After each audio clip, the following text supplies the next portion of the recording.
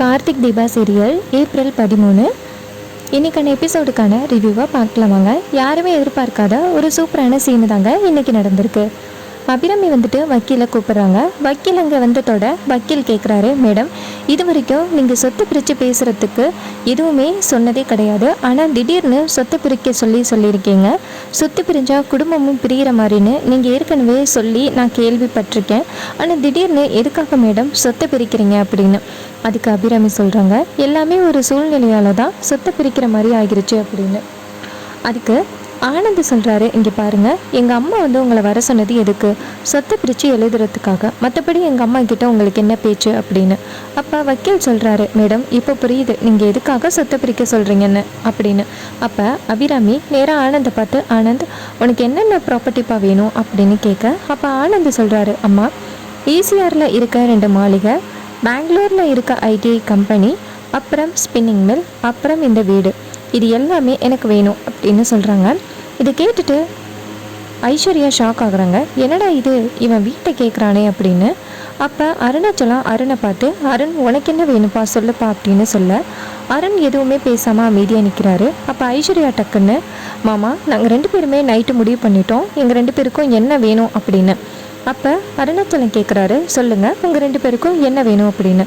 அப்போ அருண் சொல்கிறாரு, ஐஸ்வர்யா சொல்கிறாங்க, மாமா இந்த பெங்களூரில் இருக்க ஐடி கம்பெனியும், அப்புறம் இங்கே இருக்க காஸ்மெட்டிக் கம்பெனி, அப்புறம் இந்த வீடு, அது மட்டும் போதுமாமா அப்படின்னு சொல்கிறாங்க. இதை கேட்டுட்டு ரியா ஷாக் ஆகுறாங்க. என்னடா இது, இவங்க வீட்டை கேட்குறாங்களே அப்படின்னு. அப்புறமா அருணாச்சலம் சொல்கிறாரு, கார்த்தி அருணும் ஆனந்தும் அவங்களுக்கு என்ன வேணும் அப்படின்னு சொல்லிட்டாங்க, உனக்கு என்ன வேணும்ப்பா அப்படின்னு. அப்போ கார்த்தி நேராக அருணாச்சலத்தை பார்த்து, அப்பா அம்மா நீங்கள் 2 பேரும் என் கூட இருந்தால் அது மட்டும் போதும் அப்படின்னு சொல்கிறாங்க. இதை கேட்டுட்டு நம்ம அருணாச்சலம் சிரிக்கிறாரு. நம்ம அபிராமி மனசுக்குள்ளே சந்தோஷப்படுறாங்க. அப்போ வக்கீல் கேட்குறாரு, மேடம் எல்லாருக்கும் என்ன வேணும்னு கேட்டுட்டீங்க, இதுக்கப்புறம் எழுத ஆரம்பிக்கலாமா அப்படின்னு.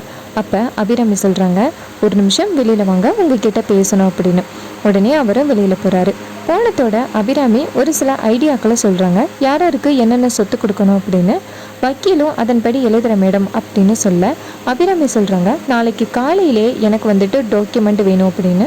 அப்போ வக்கீல் சொல்கிறாரு, மேடம் அது ரொம்ப குறைஞ்சபட்ச டைம் மேடம் அப்படின்னு. அப்போ அபிராமி சொல்கிறாங்க, நீங்கள் சீக்கிரம் கொண்டாந்து கொடுக்க வேண்டிய கட்டாயத்தில் இருக்கீங்க அப்படின்னு. உடனே அவரும் சரிங்க மேடம் கொண்டுட்டு வரேன் அப்படின்னு சொல்லிட்டு போகிறாங்க. அப்போ அருணாச்சலம் சொல்கிறாரு, அபிராமி நீ சொன்ன இந்த விஷயம் கண்டிப்பாக அண்ணன் தம்பிக்குள்ளே பிரச்சனையை உண்டாக்கும் அப்படின்னு சொல்கிறாங்க. அதுக்கு அபிராமி சொல்கிறாங்க, என்ன நடந்தாலும் பரவாயில்ல, இதுதான் என்னுடைய இறுதி முடிவு அப்படின்னு சொல்லிட்டு அபிராமி நேராக சாமி கும்பிட போகிறாங்க. அங்கே போயிட்டு சாமி கும்பிட்டுக்கிட்டே என்ன நினைக்கிறாங்கன்னா, உங்கள் மேலே பாரத்தை போட்டு தான் இப்படிப்பட்ட ஒரு விஷயத்தை நான் முடிவு பண்ணியிருக்கேன், வீட்டில் எந்த பிரச்சனையும் வராமல் நீங்கள் தான் பார்த்துக்கணும் அப்படின்ட்டு அபிராமி சாமி கும்பிட்டுட்டு இந்த பக்கமாக வராங்க. தீபா வந்துட்டு மைதிலிக்கும் மீனாட்சிக்கும் சாப்பாடு கொண்டு போகிறாங்க. அப்போ மீனாட்சி சொல்கிறாங்க, நானாச்சும் உன் கூட ஒத்தாசையாக இருந்தேன், ஆனால் இப்போ நீ மட்டும் சமைக்கிறில்ல பாவம் அப்படின்னு. அப்போ தீபா சொல்கிறாங்க, பரவாயில்ல, ஆனால் இதுக்கப்புறம் சமைக்க முடியுமா என்னன்னு தெரியல, ஏன்னா வீட்டில் அத்தை சொத்தை பிரித்து கொடுக்குறேன்னு முடிவு பண்ணிட்டாங்க, எல்லாருமே அவங்களுக்கு வேண்டிய சொத்தை சொல்லிட்டாங்க அப்படின்னு. அப்போ மீனாட்சி சொல்கிறாங்க, அத்தை இப்படி பண்ணியிருக்காங்கன்னா கண்டிப்பாக அதில் ஏதோ ஒரு காரணம் இருக்குது அப்படின்னு. உடனே நம்ம தீபாவும் ஆமாம் அப்படின்னு சொல்கிறாங்க.